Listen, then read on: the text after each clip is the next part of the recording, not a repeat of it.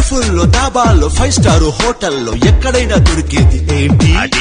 Cinema హాళ్లలో విశ్రాంతి వేళల్లో తప్పకుండా తాగేది ఏంటి? టీ కొట్టుతోనే బతుకుతారు కొందరు, టీ కొడితేనే బతుకుతారు అందరూ. చాయ్ చటుక్కున తాగరా భాయ్, ఈ చాయ్ చమక్కులే చూడరా భాయ్.